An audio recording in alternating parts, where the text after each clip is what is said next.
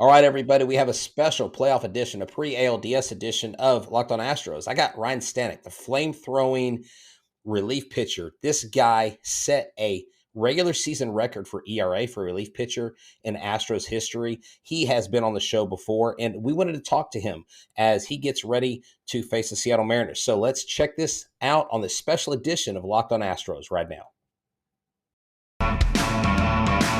Hello and welcome to Locked on Astros, your daily Astros podcast. Here are your hosts, Eric the Man Heisman and Brett Htown Wheelhouse Chansey.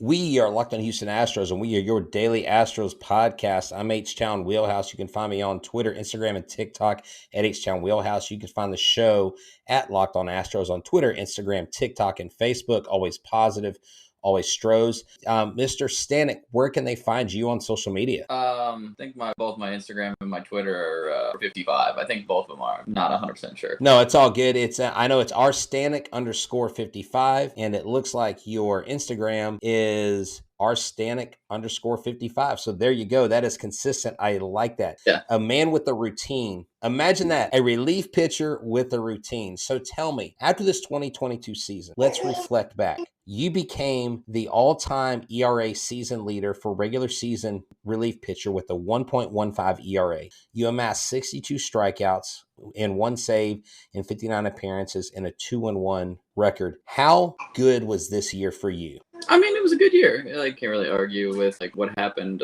Well. Obviously being in the bullpen, I made this comment. You have to have a little good fortune in the bullpen for things to go right and whatever. Leave guys on and have some help behind you. Yeah, just things like that. Had some success, but also being a reliever is fickle. I guess good fortune on your side definitely doesn't hurt. It can help you trend the right direction. I know if you look at your game logs when you started off in the season, you had a few times you gave a hit here, 2 or 3 hits there, but man, you went on a scoreless inning streak. You were really a part of a bullpen that really anchored this ball club. And with the coming back of Justin Verlander, with Lance McCullers coming in late in the season, with Framber having the amazing season, sometimes you have teams that will have a starting pitching staff that does a great job, but then the relief pitching kind of is a little bit. But you guys have really held it down. What has been one of the keys to this cohesive relief pitching unit in 2022? I think it's kind of the next man up mindset. Pass the baton, do your job that is gonna pick you up. You know what I mean? I think that everyone in the bullpen 1 through 8 of closing out a game is more than capable of getting you out of a jam.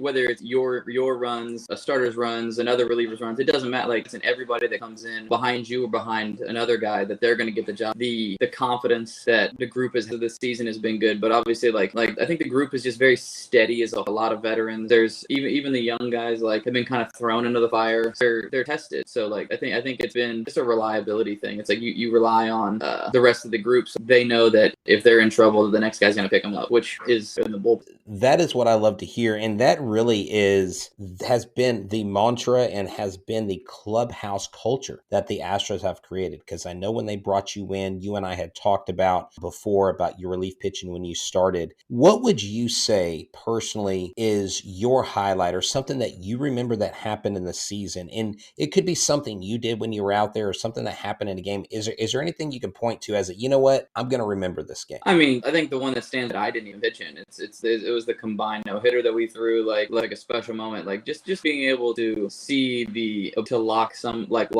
lineup down in a situation like that. It's a cool accomplishment, but you just saw what capable of, and it's just such a strong point in the group, and it was just a special moment for the squad as a whole. And that's what's great. And that's what I notice about this team is that you guys celebrate other people's successes. Of course, as a pitcher in the bullpen, you're like, man, if I get in there, I gotta, the pressure seems to be on in those situations. And what I like about that when I talk about pressure is, let's say someone like a starter like Urquidy maybe starts out rough, or Garcia, has a rough start. We had a lot of pitchers in the first and second inning would kind of start out rough, but they would never panic. How key is that for the relief pitching core when let's say your starting pitcher gives up a few runs, puts a few crooked numbers on the scoreboard?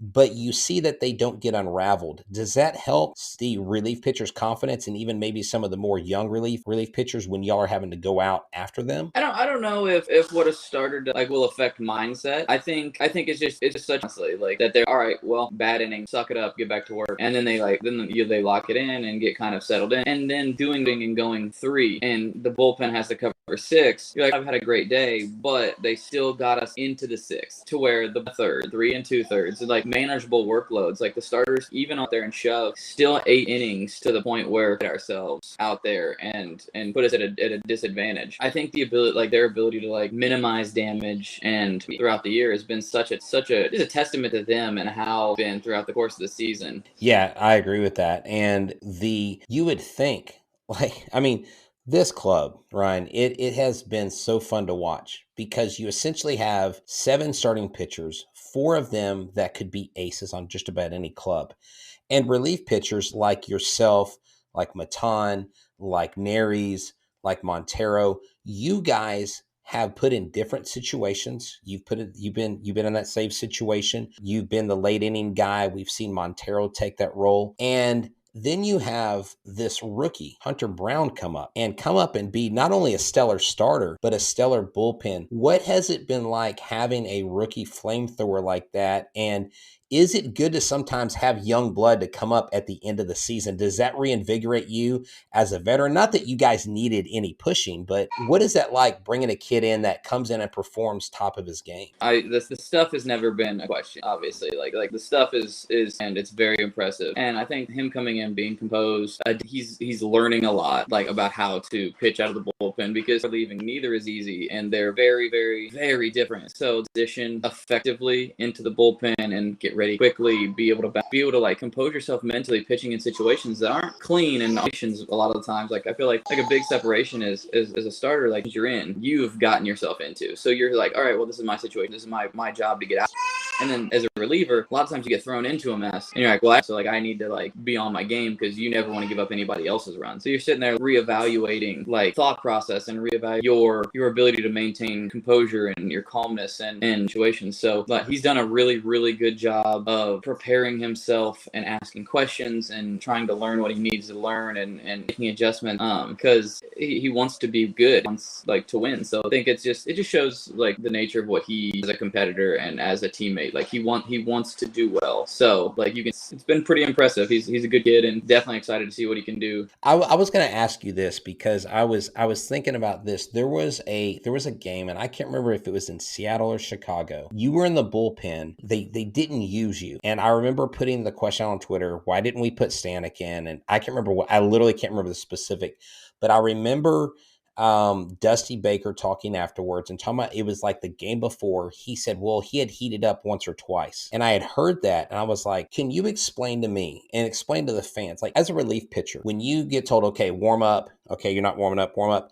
Like, how does that affect you? Because it seems like there are different things that you guys do or don't do that we don't understand. Like, well, why didn't they use him? Well, he had heated up once or twice.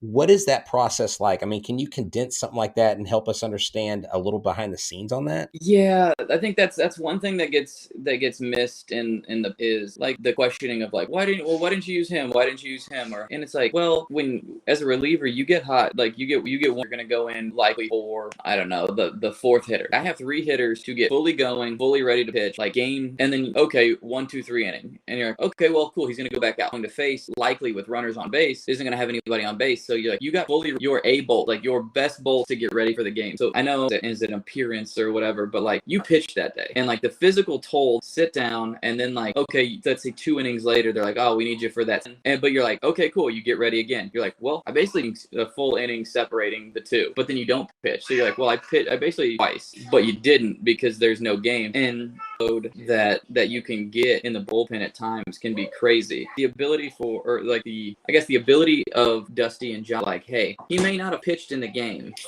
but like that's a ton of effort. That's a ton of like adrenaline, that all that stuff. I think that gets lost because like I know fans bots and should pitch every day, but like they forget that like we're people game and like mentally it's mentally and physically taxing, and also like it becomes damaging. And you would rather, in our situation, like we're bullpen, but like in other situations, if you only have 2 or 3 reliable guys, like then like that can take a toll physically. And if you keep running those guys out there and they get hurt instead of 3, and then those 2 guys get crushed and then they get hurt, like it's just a domino. People don't realize that workload matters, and especially with the type of stuff and velocity and toll that like a lot of put on their bodies, like to generate the force and everything that it takes to the shapes or the velocity and whatever, like isn't well enough. It's like, oh, it's just throwing a baseball. But like it's physically taxing, and it's been a big plus for the bullpen and the staff, like working like, hey, I pitched yesterday, I warmed up twice a day, I need a day, because physically, if you want me to be good the next day, yes, you could probably pitch. Would you be effective? Maybe, or you might be, but then you get that day, then the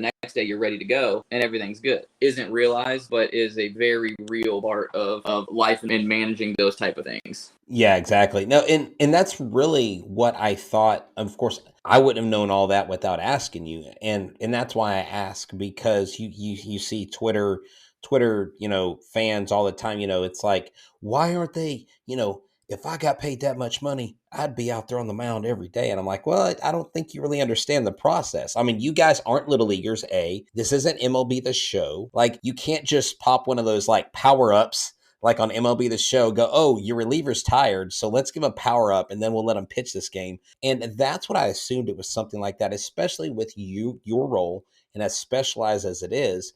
Like you said, you're not going to risk injury, especially in a 162 game season, because nothing was ever that desperate anyways. Now, you guys ended with a pretty big lead. When you guys became the front runners, did the mindset ever change, or was it always day in and day out, we've got to win no matter how far in front of these guys we are? Yeah, no, I mean, I think for us, it's like we go out there to win every day. But we're realistic and know that like over the course of 162 games, you're not winning. It'll never be done. But like in some aspects, you're sitting there going like, we're every day. We're gonna go out there and compete. We're going to try to win every day. Like sometimes it just whatever. Like, but I think our thought is, I don't like one game in April or June cost us a day in October. If you're in a situation and you need to get a guy a rest day, like I don't know, in the situation, if Tuve had played 15 and you're like, well, we could play him 16, but we should probably give him a day, because if a little bit banged up, like he's like obviously this is just an example. If somebody's banged up, you're not going to run him out or injury or risk something bigger happen. Give him the day and miss out on him being in the lineup.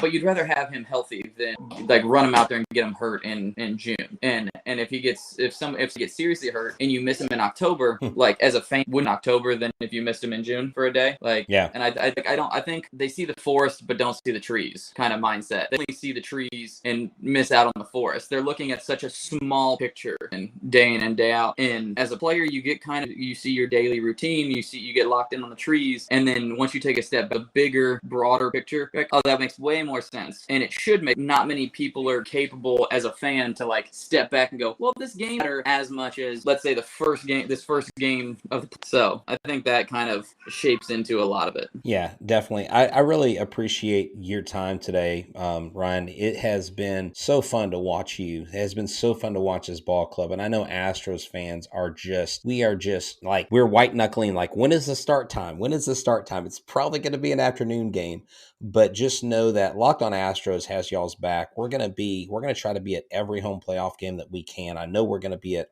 both the first 2 ALDS games. And like I said before, I'm not going to ask y'all about strategy or anything like that, but is there anything you want to say to the fans, just maybe a thank you for their support, for the regular season before we wrap up here? Yeah, of course. The fans were great, all bunches, and were always loud. And last year in the playoffs, they were crazy loud. And that atmosphere again this year, like what they bring to the yard special, and the players notice and they appreciate it. And yeah, for first couple games, well, all the games, but first couple in particular. Yeah, definitely. And just, hey, you know what? Go out there and get them one game at a time. Let's just focus on game one. Let's not focus on anything after that. Give it 150,000% like you guys have done all year. Thank you so much for taking time out of your day after your workout before you go hang out with the family. And I really hope that we're able to have you back. And I really hope that in the future we have some really good things to talk about from the postseason, because I'm out of the predicting game. This is my mantra. If the Astros do what the Astros do, I'm not worried about the results. So that is all we got. Mr. Stanek, thank you so much for your time. Good luck in the playoffs. Go strike them out. Go get pumped up. We want to see that hair flowing. We want to see that 100-mile-an-hour pitch going across the plate and those bats being missed. And go Astros as always. I'm Htown Wheelhouse. This is Locked on Astros. He is Ryan Stanek. He's the man.